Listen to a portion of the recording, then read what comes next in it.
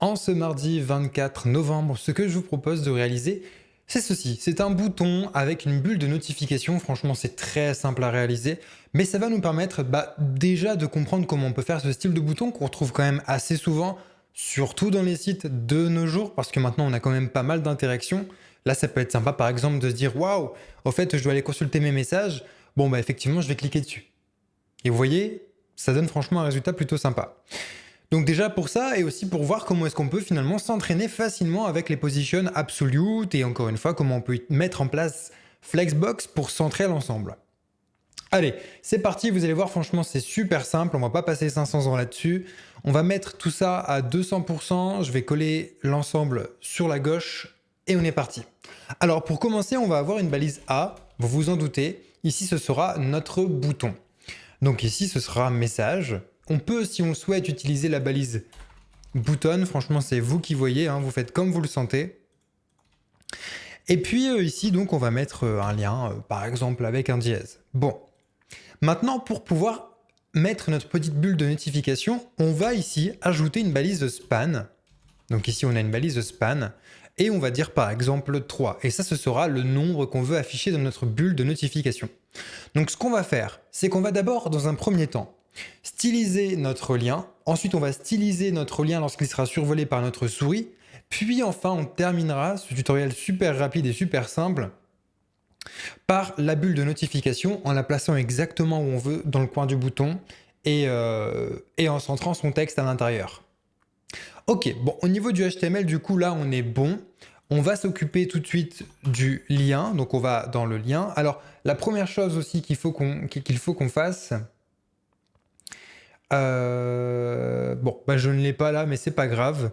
Ce qu'on va faire, c'est qu'on va tout de suite styliser avec le sélecteur universel l'ensemble. On a l'habitude de toute façon maintenant.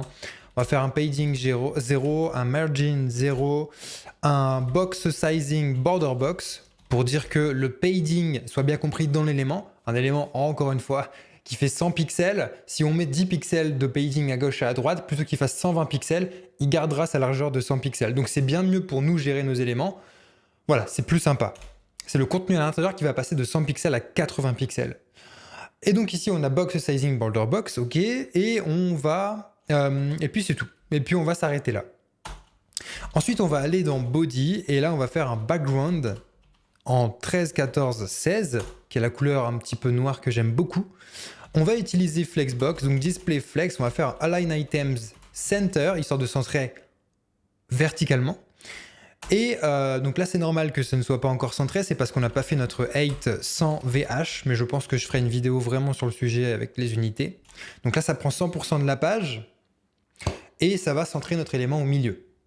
Il ne reste plus qu'à centrer notre élément bien au milieu de notre page sur l'axe horizontal, et pour faire ça, on va juste utiliser un Justify Content Center. Ok, maintenant que c'est fait, on va pouvoir s'occuper de notre lien. La première chose, vous savez ce qu'on va faire, hein, on va retirer le trait en dessous du lien. Je ne le supporte plus. Ok, maintenant que c'est fait, on va faire un petit color white. Je trouve que ça va rendre déjà un petit peu mieux. On va faire un font family Arial, et si la police Arial n'est pas disponible, on veut une police en sans serif. Ok, là c'est tout de suite quand même beaucoup plus moderne.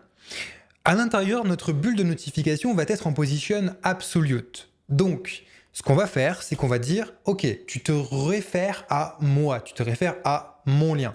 Donc, on va faire un position relative. Ça va permettre de placer notre bulle de notification par rapport au bouton et non pas par rapport à la balise body. Ok, maintenant qu'on a fait ça, on va ajouter des bordures à notre lien. Donc on va faire un border 2 pixels solide. On va utiliser le style de bordure solide. Et ici, on va utiliser la couleur FF4754. Comme d'habitude, le petit rouge bien pétant. Je trouve que ça rend super bien. On va ajouter des paddings, donc des marges internes à gauche, à droite, en haut, en bas. En haut et en bas, on va rajouter un rem, c'est environ 16 pixels. Encore une fois, si vous souhaitez, je peux faire une vidéo sur les unités. Et à gauche et à droite, on va ajouter 2 rem. Ok, voilà, donc là, on a un bouton qui est déjà un petit peu plus sympa, qui a du peps. Ce que je vous propose de faire, c'est quand même de rajouter un border radius de 4 pixels. Ça va permettre de mettre des coins un petit peu plus sympas.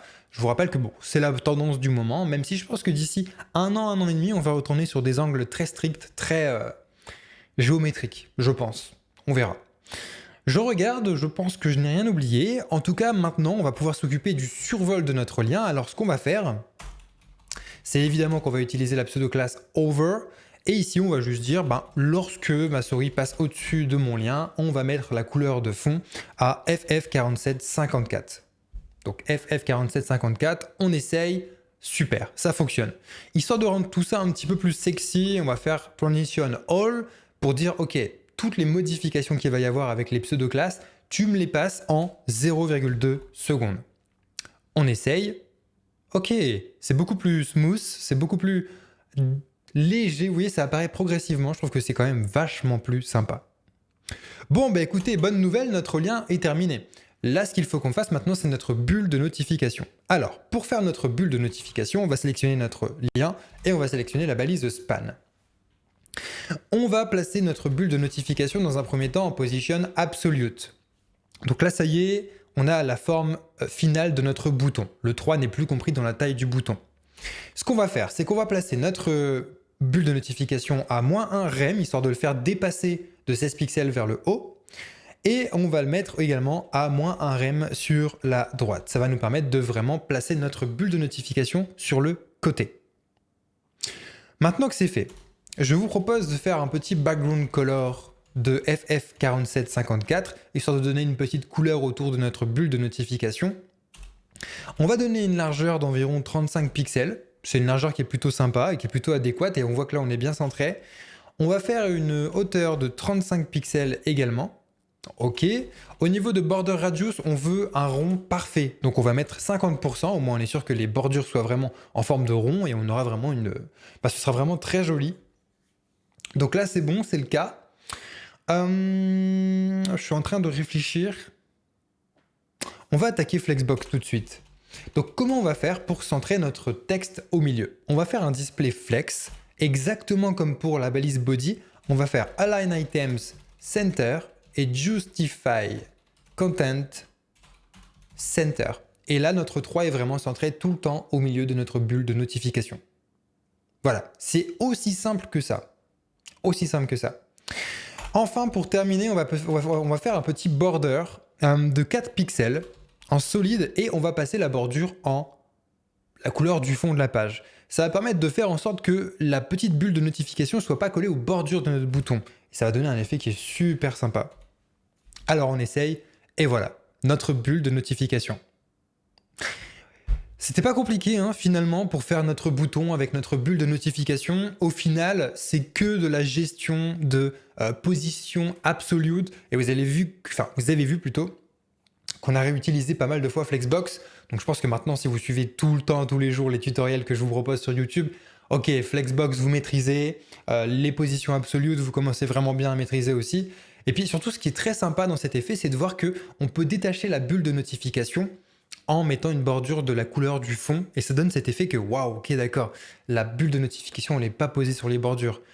Donc voilà tout ce que je voulais vous montrer. Si vous avez des questions, rejoignez-moi sur Discord, on est des centaines de développeurs dessus, il y en a forcément un qui pourra venir vous aider si ce n'est pas moi. Et puis nous on se retrouve dans un prochain tutoriel. N'hésitez pas à vous abonner pour avoir plus de contenu et surtout pour ne rater aucun contenu. Et puis aussi, si vous avez des idées de tutoriels, n'hésitez pas à me les mettre en commentaire et j'y répondrai avec plaisir. D'ici là, portez-vous bien, on se retrouve demain.